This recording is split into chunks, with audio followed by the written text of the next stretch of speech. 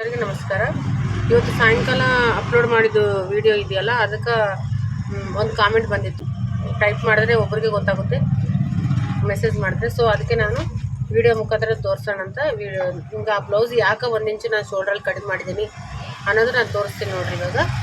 ಇವಾಗ ಏನಿಲ್ಲ, ಇವಾಗ 1 ಇಂಚು ನಾವೇ ಆಗಲಿ ನೀವಾಗಲಿ ಯಾರನ್ನಾಗಲಿ ಇಲ್ಲಿ ಬಟನು ಈ ಥರ ಬಟನ್ ಹಾಕ್ತೀವಿ. ಈ ಬಟನ್ ಹಾಕಿದರೆ ಕರೆಕ್ಟ್ ಶೋಲ್ಡ್ರ್ ಎಷ್ಟಿದ್ರೆ ಶೋಲ್ಡ್ರ್ ಅಷ್ಟೇ ತೊಗೋಬೇಕು.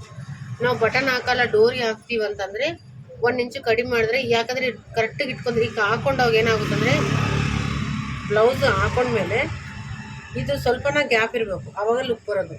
ನಾವು ಕರೆಕ್ಟಾಗಿ ಶೋಲ್ಡ್ರ್ 15 ಇಟ್ಕೊಂಡಿವಿ ಅಂದರೆ ಇದು ಹತ್ರ ಬಂದುಬಿಡುತ್ತೆ. ಹತ್ರ ಬಂದರೆ ಅಷ್ಟು ಲುಕಿಂಗ್ ಅನಿಸಲ್ಲ, ಡೋರಿ ಕಟ್ಟಬೇಕಾದ್ರೂ ಚೆನ್ನಾಗಿ ಅನಿಸಲ್ಲ. ಸ್ವಲ್ಪ ಗ್ಯಾಪಲ್ಲಿಂದ ಡೋರಿ ಕಟ್ಕೊಂಡ್ರೆ ಬ್ಲೌಸ್ ಲುಕಿಂಗನ್ನು ತುಂಬ ಚೆನ್ನಾಗಿ ಕಾಣಿಸುತ್ತೆ.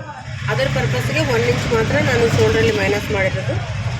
ಇಲ್ಲ ನಾವು ಇದು ಏನಪ್ಪ ಇಲ್ಲಿಂದು ಬಟನ್ ಹಾಕ್ತೀವಿ ಅಂದರೆ ನಾವು ಯಾಕಂದರೆ ಟೈಟ್ ಆಗುತ್ತೆ ಶೋಲ್ಡ್ರ್, ಈ ಪೋರ್ಷನ್ನು ಟೈಟ್ ಆಗುತ್ತೆ ಬಟನ್ ಹಾಕಬೇಕಾದ್ರೆ. ಸೊ ಆವಾಗ ನಾವು ಕಂಪಲ್ಸರಿ ಶೋಲ್ಡ್ರ್ ಎಷ್ಟಿದ್ರೆ ಅಷ್ಟು ಇಟ್ಕೊಳ್ಳೇಬೇಕು ಕಂಪಲ್ಸರಿ. ಅದನ್ನು ಅದೇ ಥರ 15 ಇದ್ದರೆ 15 ಇಡಬೇಕು, 14 ಇದ್ದರೆ 14 ಇಟ್ಕೋಬೇಕು ಅಷ್ಟೇ. ಸರಿನಾ? ನಿಮ್ಮ ಡೌಟ್ ಕ್ಲಿಯರ್ ಆಯ್ತಲ್ಲ? ವೀಡಿಯೋ ಇಷ್ಟ ಆದರೆ ಒಂದು ಲೈಕ್ ಮಾಡಿರಿ. Thank you.